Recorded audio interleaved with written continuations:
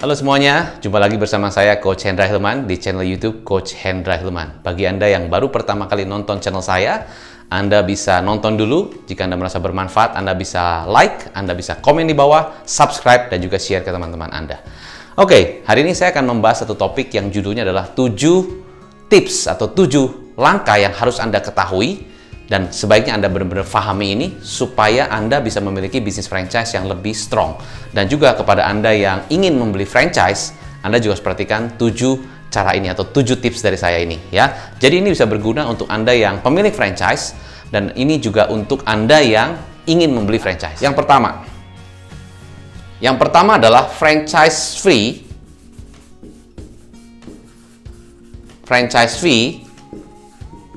ya. Itu jangan terlalu mahal. Ya, memang mahal, murah, relatif tergantung bisnis Anda, tergantung produk yang Anda ingin franchise-kan. Tapi jangan terlalu mahal. Supaya apa? Supaya orang-orang atau target customer atau target franchisee-nya bisa mampu, bisa lebih banyak yang ingin membeli franchise Anda, ya. Ya, jadi saran saya jangan terlalu tinggi, ya. Kira-kira sekitar 5 sampai mungkin 15 juta.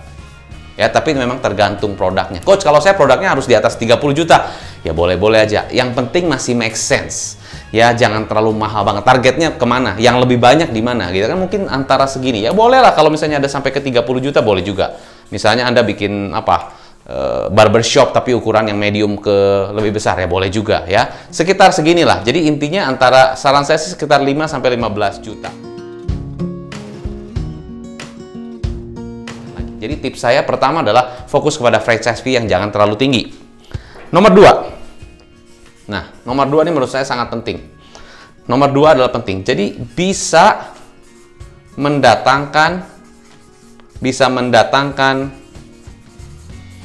customer dengan cepat. Customer dengan cepat. Cepat gitu ya. Nah, ini nomor 2 sangat penting. Bagi Anda yang punya franchise atau Anda pemilik franchise, franchisor, ya Anda harus benar-benar menguasai nomor 2. Ya. Karena ini akan menjadi satu nilai atau tolak ukur Anda sebagai pemilik franchise. Kalau Anda punya franchise dan franchise-nya benar-benar laku dan banyak customer yang antri bahkan mau beli produk yang Anda jual, itu semakin orang hype, lebih pengen datang ke bisnis Anda. Orang yang pengen jadi customernya pengen beli produknya. Sebagai calon franchisee pengen juga punya franchise-nya karena lihat produknya begitu bagus. Nah, belajar dari pengalaman ya. Coba kita lihat beberapa tahun yang lalu, kita lihat salah satu franchise yang menurut saya sangat sukses di Indonesia adalah Warung Abnormal. Kebetulan saya kenal banget dengan pemiliknya ya.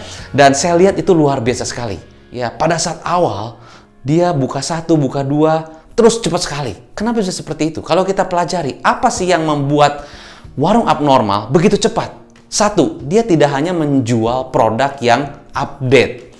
Secara, ya oke, kita sama-sama jual Indomie. Banyak yang jual Indomie pada saat waktu itu juga banyak. Tapi dia menjual Indomie yang lebih kekinian. Dengan bahasa-bahasa, dengan menu-menu yang kekinian. Bukan hanya itu saja. Dia juga jual experience, pengalaman. Jadi dia jual pengalaman orang atau customer-customer yang makan di Warung Abnormal. Dengan pengalaman itulah yang membuat orang senang. Bukan hanya makanannya, tapi di experience. Itu yang membuat berbeda. McDonald, kenapa bisa begitu cepat? 1, is lokasi. Kedua adalah tentang bagaimana pengalaman makan di McDonald's. Ya, jadi bukan hanya tentang produk. Ya, kita bisa menjual pengalaman. Anda punya laundry, ingin di-franchise-kan.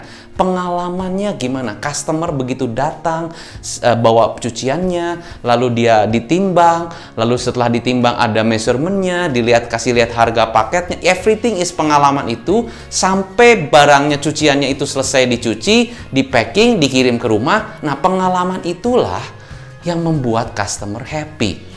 Kalau dia compare dengan pengalaman dia ke tempat laundry yang lain, nah ternyata datang ke laundry Anda lebih cepat, lebih efisien, pelayanannya lebih bagus, operational excellence. Nah itulah yang membuat customer balik lagi. Ditambah cuciannya bersih, higienis, wangi, rapi, disetrika dan sebagainya, di packing dengan benar-benar sangat rapi sekali. Nah, itu yang membuat customer ingin balik lagi. Jadi, pada saat nomor 2, bukan hanya kita pinter beriklan. Bukan hanya kita pintar bikin, oke, pokoknya kita iklan-iklan emosionalnya lah. Kita bikin mungkin iklannya yang benar-benar bisa orang tertarik. Yes, betul. Bisa aja kita bikin iklan begitu. Tapi bukan hanya itu. Balik lagi, harus juga jual pengalaman customer kalau beli franchise Anda. Sebagai yang franchisee-nya. Ya, dan sebagai user yang beli produk dari franchise Anda adalah mereka juga harus merasa happy. Misalnya contoh, kalau Anda jual boba, ya sama-sama jual boba gitu. Ya, semuanya jual boba, banyak banget yang jual boba. Ya, nah apa perbedaannya? Apa keunggulan produk Anda dibandingkan dengan yang produk lain? Nah, saya jelaskan nomor 2 ini penting. Jadi, nomor 2. Ini masih menyambung nomor 2 ya. Jadi, di video sebelumnya saya jelaskan mengenai ini namanya marketing piramid. Ya, Anda harus tahu ini marketing piramid ya. Marketing piramid. Gitu ya. Nah, marketing piramid ini ada 3 tahap. Anda harus tahu. Jadi Anda sebagai master franchise ataupun Anda yang punya franchise, Anda juga harus tahu ini. Saya rasa Anda pasti tahu lah, tapi saya lebih bikin frameworknya supaya Anda lebih gampang. Ini pertama awareness. Awareness ini adalah perception. Di sini adalah behavior. Nah, sebagai Anda yang memiliki franchise, pada saat Anda mengiklankan, ya kan tadi nomor 2 apa? Bagaimana supaya Nomor 2 adalah bagaimana supaya mendatangkan customer lebih banyak. Nah, berarti Anda harus jago marketing. Harus bikin sebuah iklan atau campaign ataupun edukasi ya sedemikian sehingga customer atau calon customer lebih mau datang atau beli produk Anda dibandingkan dengan yang lain. Apalagi kalau Anda masuknya ke red ocean, di mana-mana sudah jual produk yang sama dengan Anda, sudah serupa dengan Anda. Apa keunggulan Anda? Sebelum Anda bikin awareness, sebelum Anda bikin perception, sebelum buat orang jadi action, behavior berarti kan orang action. Ya minimal nanya ataupun datang ke tempat Anda. Tapi sebelum itu, Anda harus pikirkan ada 7P of marketing. Ada di video saya sudah beberapa lama. Tapi ini yang saya selalu ingatkan. 7P itu singkatan apa? Ini 7P marketing ya. 7P of marketing. Orang ingat marketing itu 4. Kalau menurut saya bukan hanya 4, 7. Mungkin nanti ada tambahan lagi P yang lain. Tapi menurut saya 7. 1. Produk. 2. Price. 3. Promotion. 4. Place. 5. Physical appearance. 6. Proses. 7. People. Nah, itunya dipikirkan juga. Nah, coba dari 7P itu, apa yang bisa Anda angkat jadi marketing, jadi iklan, atau jadi campaign-nya, sehingga membuat calon customer itu bukan hanya lihat produknya. Produk salah satu dari P itu, produk, yes. Kedua, price, yes, pricing-nya gimana? Pastinya juga penting. Ya, harganya 10.000, sama. Pricing kadang-kadang orang price oriented, betul. Tapi bisa jadi Anda justru punya price yang lebih tinggi dengan keunggulan yang berbeda, justru orang malah cari. Gitu ya. Masalah price itu beda lagi, tapi itu sebuah price itu akan dibandingkan dengan persepsi dan benefit ya. Saya nggak akan ngomong price lebih banyak, tapi Anda juga harus pikirkan masalah pricing ya. Contoh, misalnya gini, ada 3 harga, satu 12.000, satu 10.000, satu 8.000. Anda pilih yang mana? Nah, kalau di survei kebanyakan orang pilih yang tengah, yang 10.000. 12.000 mahal, 10.000 oke tengah-tengah lah, 8.000 takutnya kemurahan. Jadi kalau dikasih 3 harga, rata-rata kebanyakan orang itu pilih yang 10.000. Nah, itu mengenai pricing. Ada lagi yang mengenai juga promosi. Promosinya seperti apa? Kalau umum-umum saja, ya orang sama begitu. Anda misalnya punya satu banner iklan di satu website situs waralaba. Semuanya menawarkan yang sama gitu kan. Kata-katanya semua sama. Nah, itu promosinya bagaimana? Termasuk copywriting dan sebagainya. Promotionnya. Ya, lalu place, lokasinya. Lokasi kalau online ya jelas ya. Location itu artinya Anda mengkomunikasikan marketingnya di mana, locationnya di mana. Bisa jadi di sebuah situs waralaba, atau mungkin Anda di mana di kerjasama dengan misalnya bisnis-bisnis lain yang mungkin juga ada peluang bisnis, peluang usaha di artikel-artikel juga bisa Anda pasang sebuah iklan Anda dengan Anda menawarkan ada artikelnya dulu, baru Anda iklan di situ bisa juga. Ya, salah satu bentuk promosi. Physical appearance jelas. Pada saat desainnya, itu waktu saat produknya difoto dan sebagainya, angle-nya itu semua physical appearance-nya.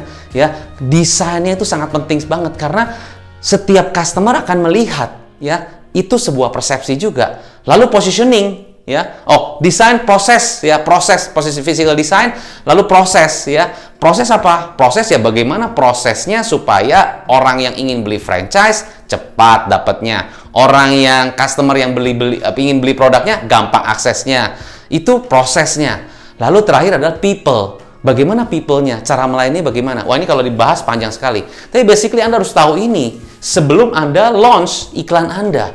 Karena kalau Anda tidak mengetahui ini dengan detail, Anda pada saat launch bisa jadi sama dengan yang lain dan ketinggalan juga, dan orang lihatnya akan sama dan malah bikin customer bingung. Ya. Jadi paling penting ini, nomor 2. Bagaimana strategi Anda untuk mendatangkan customer? Ini paling penting. Jadi banyak franchise ya, iklannya bagus. Ya, produknya juga enak, tapi dia tidak bisa membuat customernya semakin lama semakin banyak yang datang. Itu nomor 2. Saya lanjut lagi. Ya, mungkin videonya agak sedikit panjang, tapi saya minta kalau Anda yang benar-benar serius ingin mengembangkan franchise Anda nonton sampai habis. Dan bagi Anda yang ingin beli franchise, Anda juga harus perhatikan beberapa poin-poin ini. Oke? Saya lanjut lagi. Nomor 3. Nomor 3 adalah kalau Anda pemilik franchise, Anda juga harus membuat simulasi bisnis Anda sehingga cepat BEP. Cepat BEP. Nah, memang saya tahu cepat BEP itu artinya ya coach relatif lah. Ada yang setahun, ada yang mungkin berapa bulan, ada yang range lah ya. Tapi at least cepat itu berapa sih persepsi orang? Cepat itu berapa sih harusnya? Harusnya mungkin kurang dari setahun. Atau mungkin setahun lah paling lama. Misalnya. Atau paling lama, nggak tahu ini relatif ya. Bisa jadi 2 tahun, bisa jadi mungkin antara setahun sampai 2 tahun. Gitu kan? Gitu ya. Nah, at least tapi minimal Anda sudah simulasikan dulu di bisnis Anda. Paling lama 2 tahun deh, gitu. Paling lama 2 tahun. Apalagi kalau Anda modalnya misalnya modal beli franchise-nya 20 juta, ya. Tapi BEP-nya 2 tahun, ya kelamaan juga, ya. Kalau modal 20 juta bisa jadi mungkin dalam setahun atau kurang sudah balik modal, itu keren banget. Ya, Anda simulasikan. Ya, saya lihat ada beberapa yang juga di situs-situs waralaba banyak juga yang sudah simulasikan ROI-nya, return on investment-nya, begitu kan?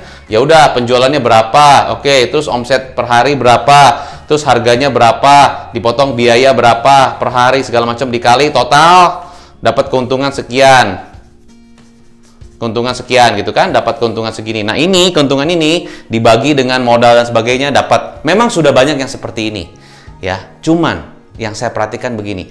Kebanyakan para franchisor hanya menampilkan ROI-nya saja, ya, di rata-rata sesuai ya, mungkin mereka punya satu analisa dan sebagainya. Tapi pertanyaan saya, ya, angka itu dapatnya dari mana? Angka itu beneran segitu nggak per hari jualnya? Itu dapatnya dari mana? Kalau orang yang kritis, orang akan tanya, itu sehari 80 cup jualnya kemana aja ya? Ya, sehari bisa diasumsi bisa jual 100 cup boba, itu gimana caranya ya?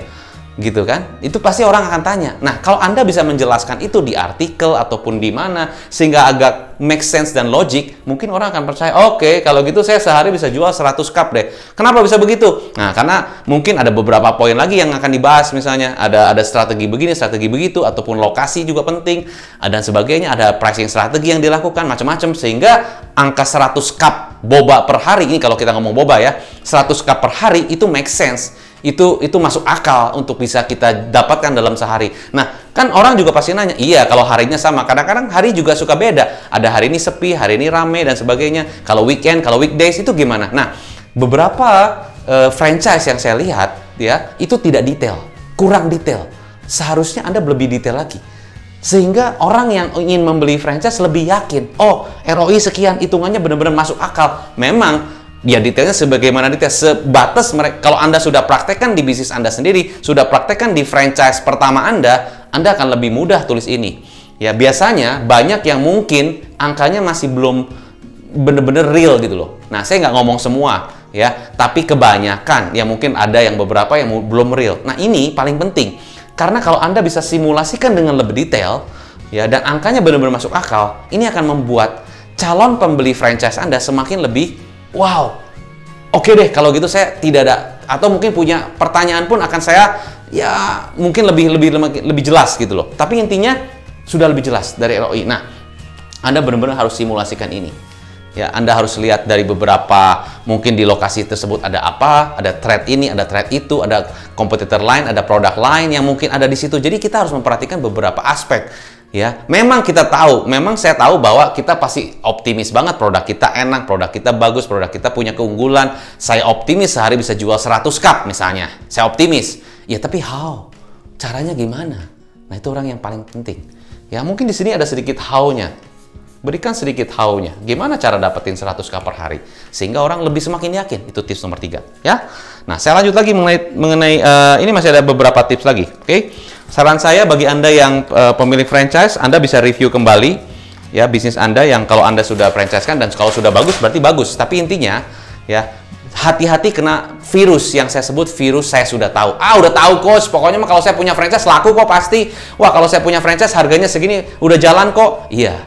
Sebagai bisnis coach, saya selalu berusaha berpikir, walaupun saya sudah tahu, saya selalu mengosongkan gelas. Karena bagi saya, banyak yang kita belum tahu. Dan kalau kita perhatikan lebih detail lagi, ternyata banyak lagi yang bisa kita improve di dalam strategi kita untuk berbisnis. Ya, karena kalau strateginya begitu-begitu aja, kompetitor dengan gampangnya meniru kita. Atau mereka gampangnya dengan ATM. Ya, oke, itu nomor 3. Nomor 4. Location. Location. Location. Location. Nah, ini sama dengan properti. Location, location, location. Artinya apa? Jangan sampai Anda punya franchise, tapi di lokasi yang salah. Maksudnya salah gimana? Maksudnya salah adalah, ya saya tahulah coach, yang namanya lokasi pasti di tempat rame lah coach.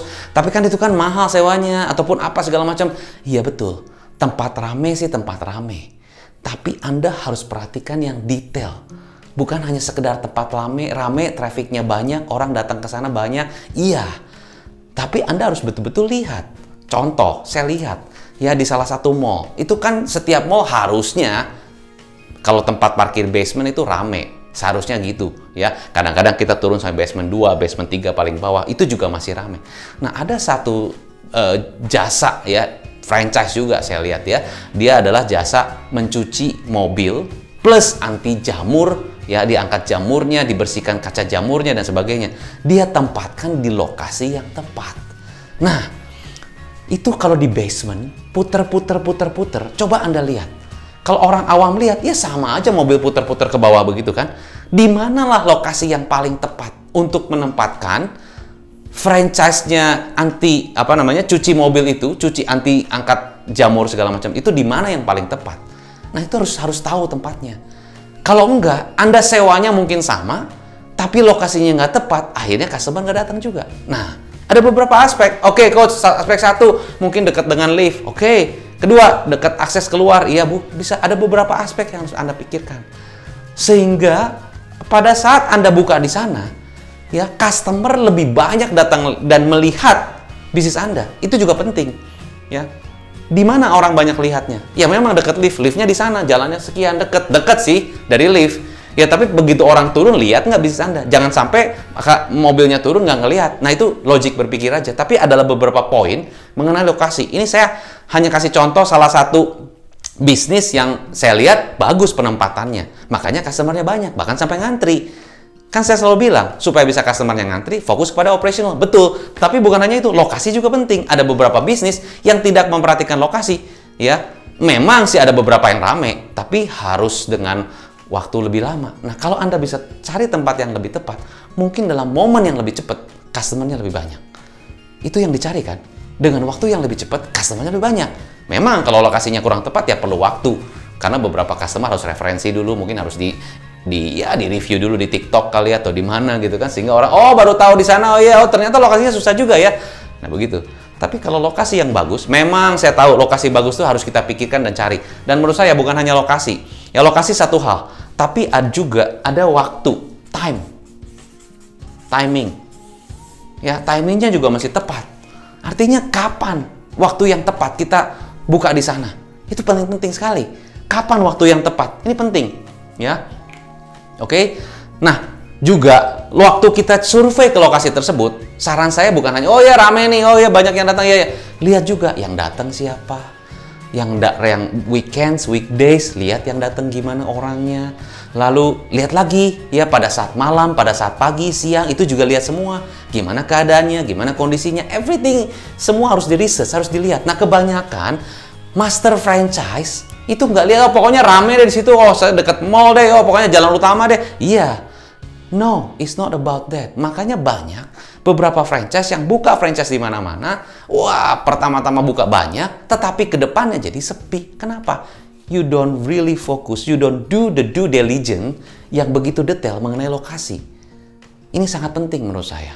Jadi kalau Anda benar-benar fokus kepada lokasi ini, Anda bisa dapat spot yang sangat bagus banget. Dan di situ justru customer-nya akan naik banget. Right? Itu sangat penting. Ya. Nah, jadi saya harap Anda fokusnya bukan hanya offline. Online berarti gimana? Sama, lokasi. Lokasi di mana yang trafficnya banyak? Ya sama, kalau kita ngomong lokasi di online ya jelas, tokonya di mana? Toko online Anda di mana? Mungkin di marketplace. Di marketplace yang mana? Anda bisa pilih sendiri.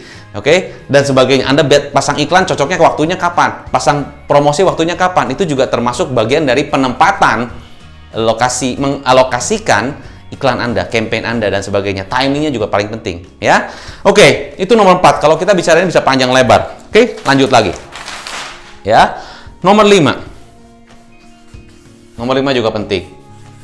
Biaya operasional rendah.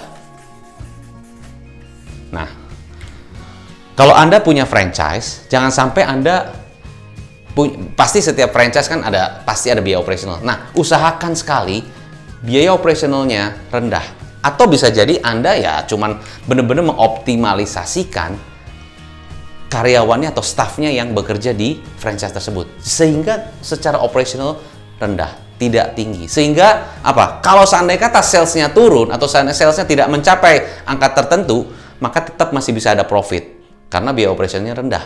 Nah, ini harus benar-benar diukur sekali. Ya, biaya-biaya apa yang sangat tinggi? Biaya-biaya apa yang cukup memakan cost yang besar? Ya, nah itu bisa diminimalisir nggak? Ya, dan sebagainya. Ini adalah penting. Ya, harus Anda simulasikan dan benar-benar harus diukur banget. Ya, ini penting sekali. Biaya operasional yang rendah. Ya, oke. Ini nomor 5. Dan nomor 6, nomor terakhir. Ini yang paling penting menurut saya. Nomor 6 yang paling penting. Pelayanan atau service yang hands-on dari franchisor. Banyak pengalaman saya ketemu dengan pengusaha yang sudah beli franchise. Dia bilang gini, iya coach, awalnya saya dikasih tahu coach, marketing promosinya dikasih, materialnya dikasih, semua dikasih. Tapi udah coach, saya jalan sendiri. Ya di kayak training ada sih, tapi sudah beres begitu aja. Sisanya saya mesti jalan sendiri. Karena kan itu bisnis saya. Iya betul. Ya, nah bisa jadi kalau Anda pemilik franchise, Anda melihat ada beberapa franchisee yang tidak jalan, ya, saran saya Anda benar-benar kasih pelayanan yang benar-benar bagus. Kalau perlu Anda turun, hands on, lihat ke pasar, lihat ke lapangan, turun betul-betul lihat gimana mereka jualnya, gimana mereka promosinya, bagaimana cara memberikan produknya. Itu semua kalau perlu dilihat. Iya udah coach, saya udah pakai tuh, ada orang khusus audit yang melihat ke sana. Betul. Kadang-kadang kita sebagai owner harus turun juga. Lihat juga ke bawah. Udah kok saya udah lihat. Coba Anda perhatikan. Hati-hati kena mindset saya sudah tahu. Ya.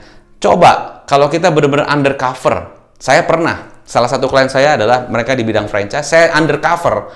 Saya padahal bisnis coach. Saya undercover. Saya pura-pura jadi customer. Saya pengen tahu. Oh gimana mbak? Ini begini. Saya tanya gini, tanya begitu. Saya pengen tahu bagaimana responsnya mereka. Bagaimana respons dari staffnya mereka. Wah ternyata surprise banget. Banyak banget. Saya pulang dari situ saya dapat temuan lebih dari 20 temuan yang bisa saya berikan kepada klien saya untuk diimprove. 20 bayangkan. Padahal saya sekitar 2 jam lah di sana. Saya bukan hanya jadi customer. Saya di situ lihat-lihat, nongkrong dan sebagainya. Pokoknya saya benar-benar undercover. Ya. Nah, ini paling penting menurut saya. Seberapa Anda hands-on kepada calon-calon franchisee atau franchisee yang sudah beli franchise Anda. Itu hands-on tuh artinya benar-benar turun, terlibat, tanya, evaluasi, ya kan, mungkin coaching session, meeting dan sebagainya untuk benar-benar kita memperhatikan setiap franchisee yang ada. Ya, itu paling penting. Oh, udah kok saya udah coba tapi franchisee-nya susah, disuruh ini nggak mau. Iya. Coba kita perhatikan mereka nggak maunya kenapa. Mungkin kita perlu tanya atau mungkin perlu gali lagi. Ya, nah itulah perlu yang namanya hubungan relationship yang perlu di-maintain, perlu dibangun. Karena relationship itu perlu dibangun. Franchise is about relationship. Franchise is about system. How is your system to make sure that your franchisee is really happy doing atau buying franchise from you. Kalau mereka nggak happy buying franchise from you, then mungkin 1-2 tahun atau mungkin ya beberapa mereka beli franchise sebulan 2 bulan nggak jalan, ya mereka lama-lama susah. Ya akhirnya begitu aja. Gitu. Ya. Dan paling penting ya, relationship ini benar-benar dari awal. Dari awal pada saat Anda memilih calon franchisee yang tepat untuk bisnis Anda, itu di awal Anda positioning dulu. Ini franchise-nya bagaimana bentuk bisnisnya, bagaimana Anda bisa mendapatkan keuntungan, seberapa cepat bisa BEP, dan sebagainya. Jelaskan sampai detail, dan seberapa keterlibatan ownernya ataupun franchisee-nya di dalam ini, dan harus seperti apa. Itu dijelaskan dulu. Udah coach, sudah dijelaskan? Iya, coba dijelaskan lebih baik lagi, lebih dalam lagi, lebih dimengerti lagi. Sebaliknya kalau Anda membeli franchise juga, Anda juga harus tanya sampai detail sebelum Anda membeli. Jangan terbawa emosi, jangan terburu-buru.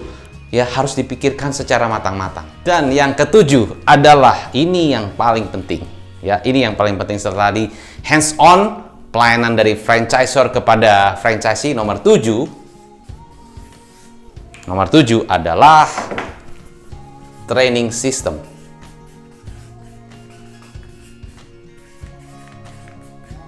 Training system.